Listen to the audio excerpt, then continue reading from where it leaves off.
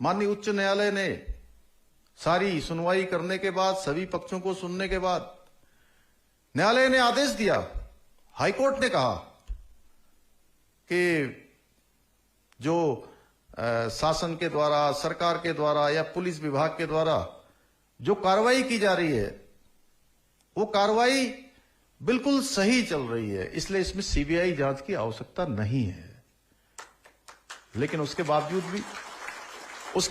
भी कुछ लोग सीबीआई सीबीआई सीबीआई, जिस सीबीआई के लिए देहरादून के सड़कों पर प्रदर्शन करते हैं, दिल्ली में प्रदर्शन करते हैं, कहते हैं कि सीबीआई पर हमें भरोसा नहीं है क्योंकि वो हमारी पार्टी के सर्वोच्च नेता के खिलाफ कार्रवाई कर रही है। अरे भाई, जब आपको सीबीआई पर भरोसा ही नहीं है, आप पूरे देश में प्रदर्शन कर रहे हैं, उत्तराखंड में आपको सीबीआई की क्या आवश्यकता पड़ गई? मैं ये रहस्य आपके सामने बताना चाहता हूं कि रहस्य क्या है। रहस्य यह है भाइयों बहनों कि अगर किसी भर्ती की कोई भी जांच अगर सीबीआई को चली जाती है तो 5 सालों तक, 7 सालों तक, 8 सालों तक फिर कोई भर्ती परीक्षा ही नहीं होती है, सब ठप पड़ जाता है। मैंने भी कहा मैं सीबीआई करवाने को तैयार हूं, लेकिन मैं सीबीआई तब कराऊंगा जब हमारे आयोग का कैलेंडर पूरा हो जाएगा, यानी कि जो नई भर्तियां हैं वो पूरी संपादित हो जाएंगी, सारी भर्ती प्रक्रिया संपन्न हो जाएगी, तो हम सीबीआई करवा देंगे। हमें कोई ऐतराज नहीं है सीबीआई से, लेकिन मैं उनकी मंशा देखना चाहता हूं। अभी पटवारी की भर्ती परीक्षा आयोजित हुई, 1,03,000 हमारे बेटे बेटियों ने उस परीक्षा में भाग लिया और कुछ लोगों ने अफवाह भी फैलाने का काम किया, कुछ पर मुकदमा भी दर्ज हुआ है। उन्होंने कह दिया कि पेपर लीक हो गया, पेपर लीक हो गया, और जैसे ही मुकदमा हुआ उसकी सारी जांच करवाई गई तो कहीं पेपर लीक नहीं हुआ था। भाइयों बहनों,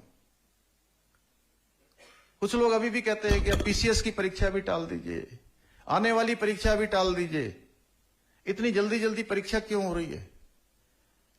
जबकि हम चाहते हैं कि हमारे बेटे बेटियों का किसी भी कीमत पर समय बर्बाद न हो, उनकी आयु सीमा आगे निकल जाएगी। अब स्वयं मैं आपसे प्रश्न करता हूं, ये प्रश्न मेरा नहीं है या मंच पर बैठे हुए लोगों का भी प्रश्न नहीं है, ये प्रश्न मैं आप सब लोगों से पूछता हूं कि अगर ये भर्ती प्रक्रिया जो आपकी भी हुई है, अगर भर्ती हुई है, अगर ये 5 साल बाद होती तो कितने लोग इसमें से परीक्षा में भाग ले पाते क्या? नहीं, जोर से बोलिए, नहीं ले पाते ना। ऐसे ही अगर 5 साल 7 साल जो भर्ती प्रक्रियाएं होनी है, तमाम पेपर होने हैं, अगर वो 5 साल तक नहीं होंगे, 7 साल तक नहीं होंगे तो कितने लोग आगे निकल जाएंगे? उनका समय लौट कर नहीं आएगा। लोग चाहते हैं कि अफरा तफरी का माहौल हो, अव्यवस्था फैले, छात्र छात्राएं, बेटे बेटियां, भाई बहन जिनको अपने भविष्य का निर्माण करना है, अपनी पढ़ाई करनी है, अपना अध्ययन करना है, अपनी तैयारी करनी है, वो अध्ययन न करें, वो पढ़ाई न करें, बल्कि उनके साथ सड़कों पर निकलकर व्यवस्था के विरोध में खड़े हो जाए, क्योंकि उनको वैसे तो कोई मिलने वाला नहीं है, वैसे नहीं मिलने वाला है। अब यही छात्रों को, छात्राओं को बरगलाने का काम बड़े स्तर पर किया जा रहा है भाइयों बहनों। लेकिन हमने तय किया है कि युवाओं के भविष्य के साथ जो भी खिलवाड़ करेगा उनको मैं आपको विश्वास दिलाता हूं कि आपका भाई हर कीमत पर सजा दिलवा कर ही मानेगा। इसी को देखते हुए हम सख्त नकल विरोधी कानून हम लाए हैं, और वह भी कुछ लोगों को हजम नहीं हो रहा है, उसमें भी अनाप शनाप बातें कर रहे हैं, अनाप शनाप आरोप लगाकर सरकार को बदनाम करने का प्रयास कर रहे हैं, सरकार की छवि को धूमिल करने का प्रयास कर रहे हैं। मैं किसी पर यह आरोप भी नहीं लगा रहा हूं, बस इतना ही कहना चाहता हूं, जिनको नौकरी और रोजगार के बीच में फर्क नहीं पता है, नौकरी और रोजगार के बीच में फर्क नहीं पता है, वो हमको उपदेश देने का काम कर रहे हैं। ये हम सबको समझना है। आप सब समाज को बनाने के लिए निकले हैं। आपको भगवान ने बहुत बड़ा अवसर दिया है, तो ईमानदारी से, परिश्रम से, मेहनत से आपका ये जीवन सफल हो, सार्थक हो।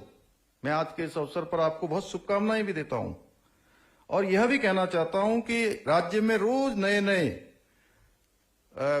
नए हथकंडे अपनाकर, नई नई बातें कर नए नए नैरेटिव जो सेट करने का प्रयास कर रहे हैं, आधी अधूरी चीजों को लेकर हमारे युवाओं को, नौजवानों को, छात्र छात्राओं को, भाई बहनों को एक तरह से मैं कहूं भटकाने की कोशिश की जा रही है। लेकिन मुझे पूरा भरोसा है, जिस प्रकार से 1,03,000 हमारे भाई बहनों ने इस परीक्षा में, पटवारी और लेखपाल की परीक्षा में भाग लिया है, वो किसी कीमत पर भटकने वाले नहीं है। हमारे युवा बहुत समझदार हैं, सब जानते हैं। और इस बात को जानते हुए नए उत्तराखंड का विकास, उत्तराखंड के युवाओं के विकास, और जो हमने यहां पर लिखा है नव्य और दिव्य उत्तराखंड और संकल्प नए उत्तराखंड का, यह युवाओं के बिना संभव नहीं हो सकता है। आप सब शिक्षक भाई बहनों के बिना भी संभव नहीं हो सकता है। और मुझे पूरा विश्वास है कि प्रत्येक युवा साथी अपने जीवन को नया आयाम देते हुए प्रदेश की तरक्की में, प्रदेश की प्रगति में, प्रदेश की उन्नति में अपना योगदान सुनिश्चित करेंगे और अपना योगदान देंगे।